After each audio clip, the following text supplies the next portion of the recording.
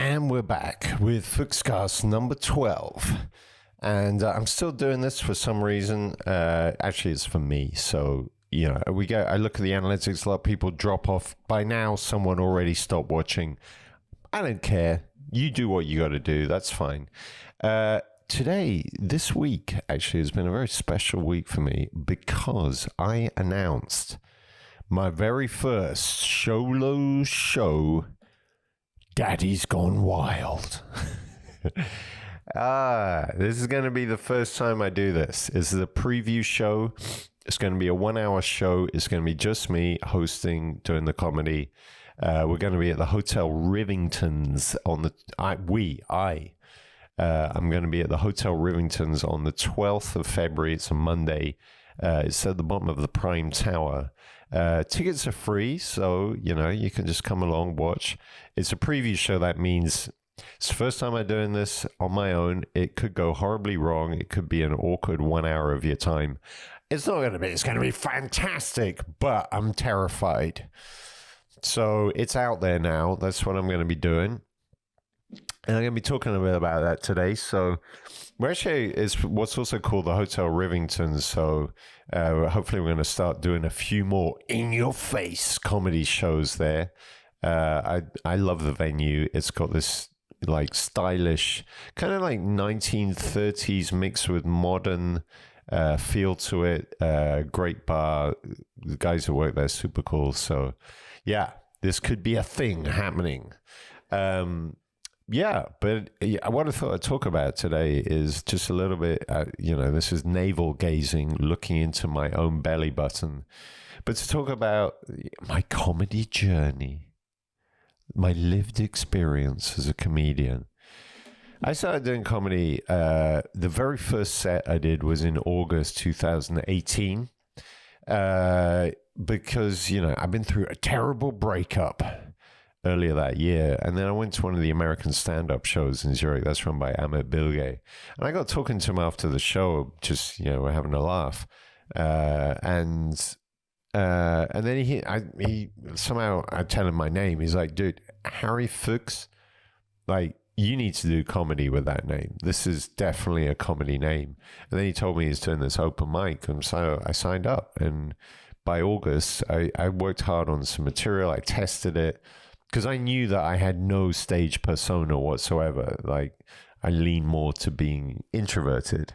So I worked hard on the material, and it actually went pretty well. I got a few nice laughs on that first performance, and that kind of set me off. It took me, I think it was the third show that I did. It was the first time I really had experience bombing. So, people have different experiences. Like, people either bomb on their first show and then if ideally you get one laugh and then you're like, okay, that one laugh carries you forward.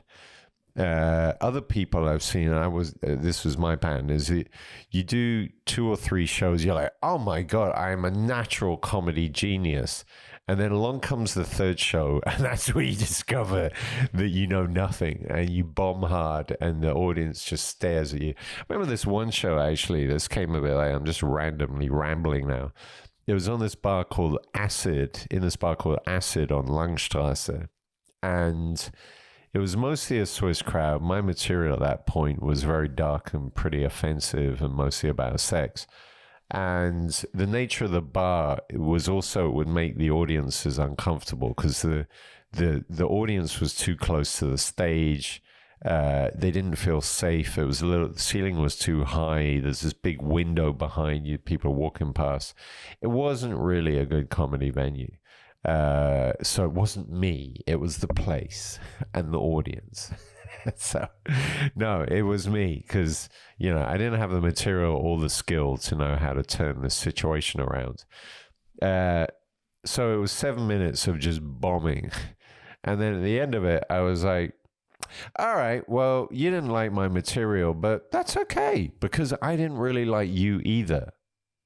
And that got a massive laugh. I'm like, and it was the final thing of me on stage. So I've been having a big sneezing fit this morning. I just had like half an hour of sneezing, so I'm still getting over that. I don't know what's going on. It's not a cold. It's just, you know.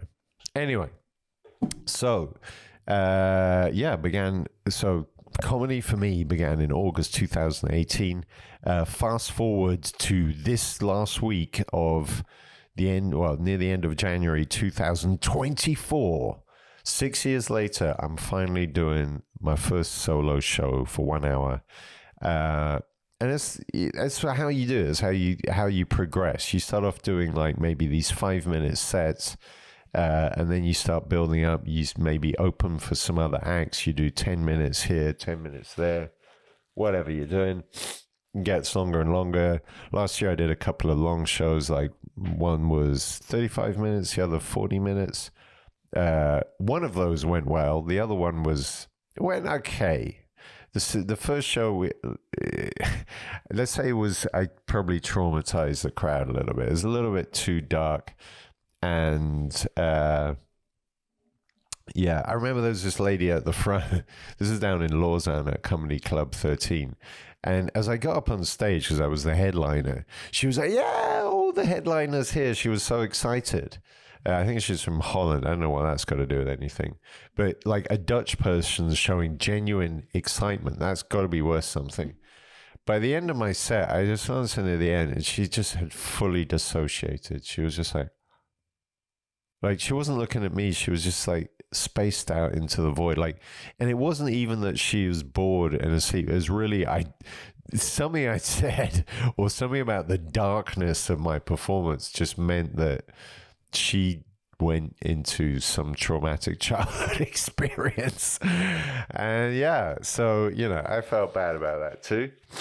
And then I did the 40-minute set at the same place a few months later. That went really well.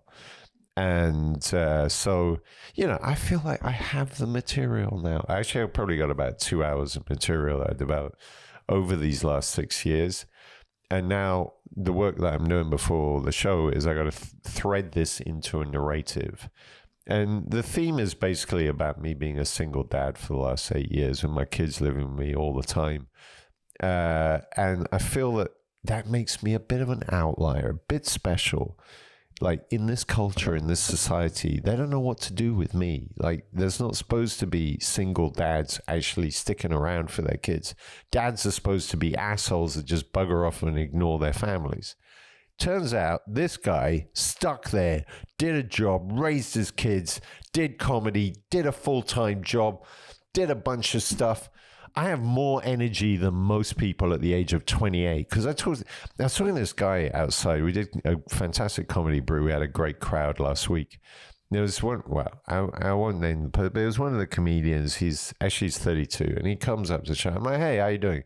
He goes, yeah, I'm okay. I'm a bit tired. I'm like, dude, you're young. I am 50. I got up at 6 this morning. I did a full day of work. I'm here hosting a comedy show, and you're telling me you're tired? Yeah.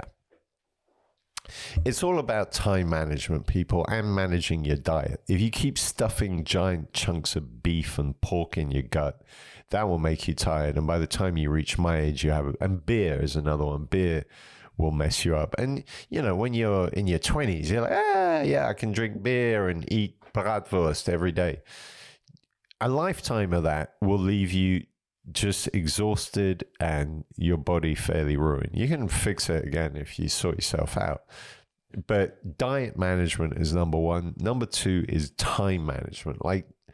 Think about how you're spending your time. And anyway, I keep dropping these bit of life tips. I had the advantage that I didn't have a choice. Because when you got 2 kids living, you got to feed them. They're going to school. They got, there's so much stuff to do. They're like 20 and 18 now. But so we got the show, Daddy's Gone Wild. Let's put it up again. And I'm not going to be telling the full story. No one wants to hear my boring story about being a single parent. But the funny sides of it are going to be in there. And, and it's an expression of, what it's been like. And, some of the jokes I got, people respond well to. And, you know, so I'm going to be adding some new stuff and weaving it into a narrative of what it's like. But what I'm going to do at the end of this episode, I'm going to stop in a minute, is try and record a Instagram video that, you know, look, I've got the layout here. Check that out. Wait. Oh, yeah. I got to adjust that so that this fits into... Yeah, anyway, details. You don't care. But I'm going to use the end of this podcast I do it 3 times, 3 takes, freestyle, to try and create a promo video.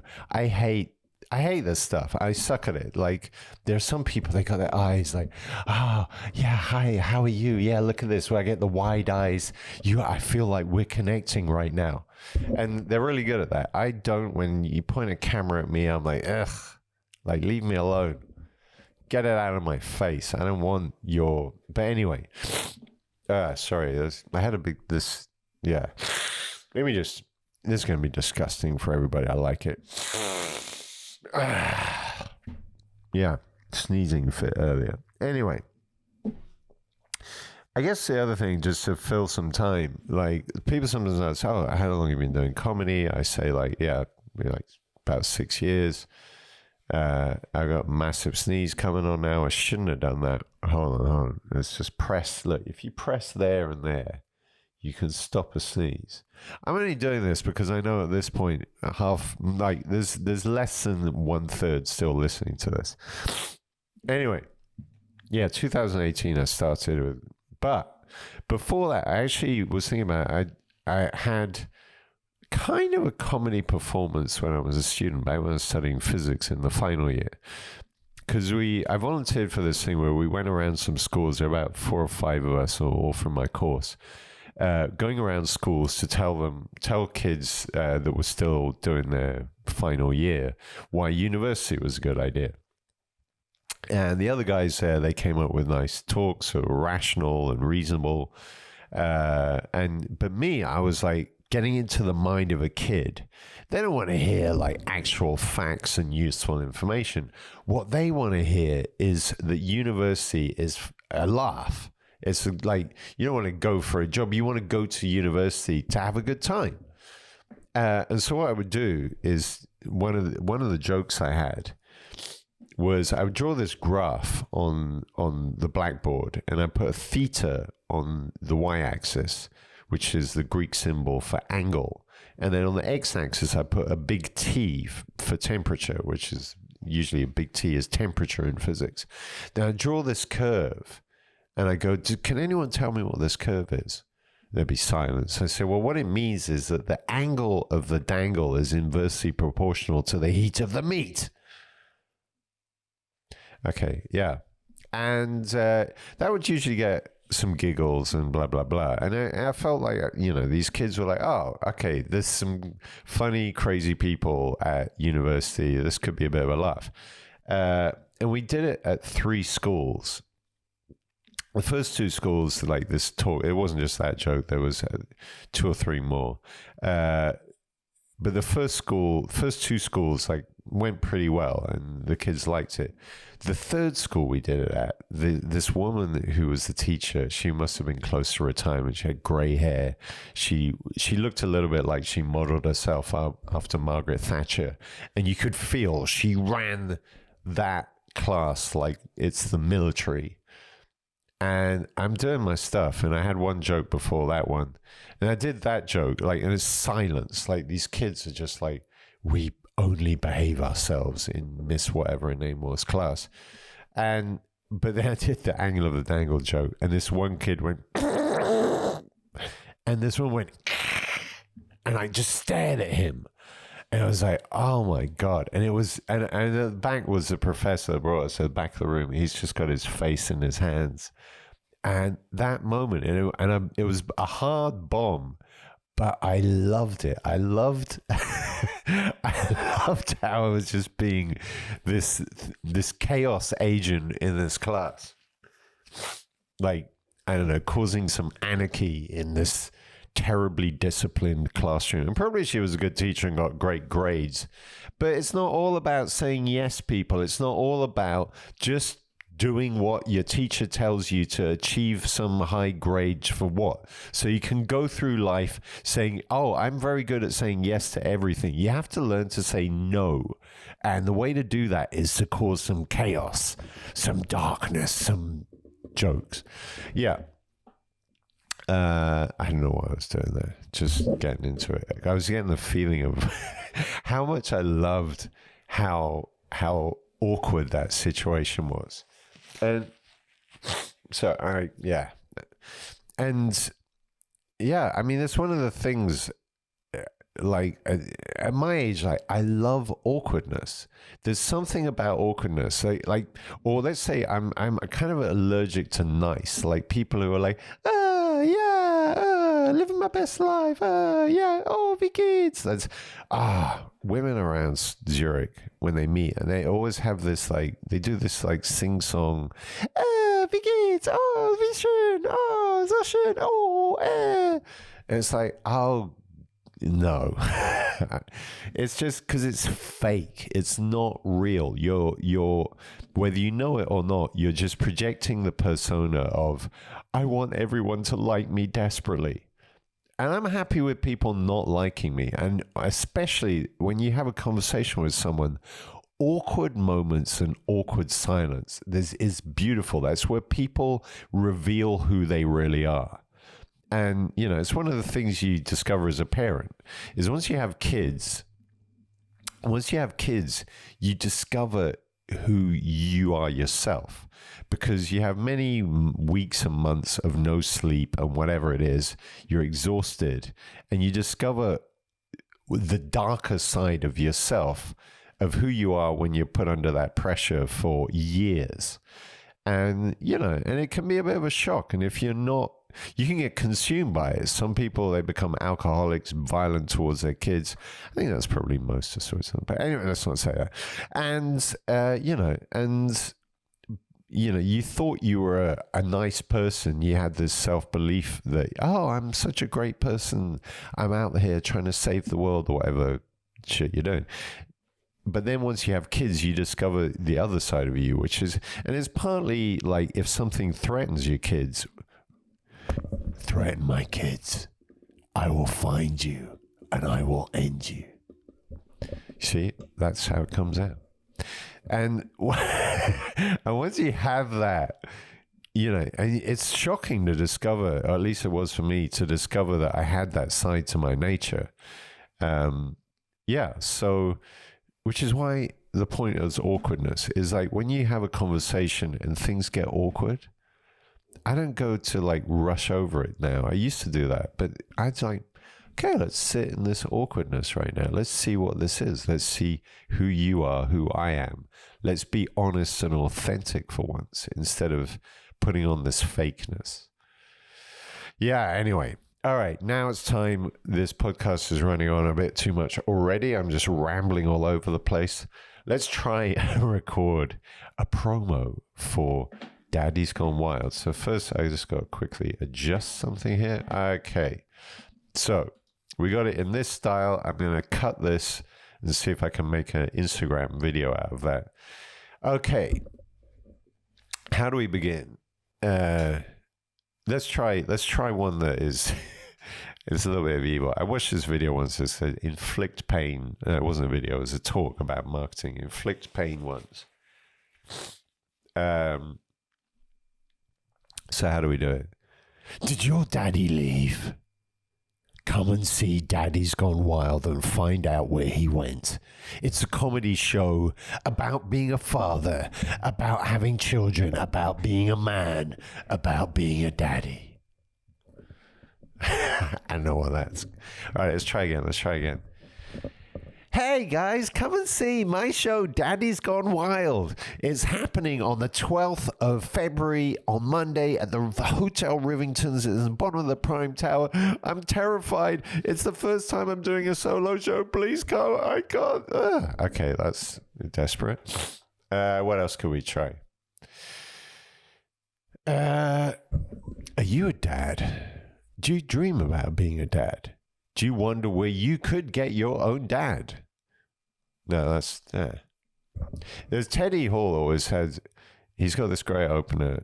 No, I'm not going to do it. Teddy will get upset. All right, what else can we try? We're going to be like...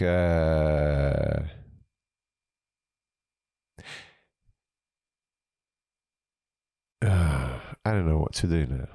My mind's gone weirdly blank.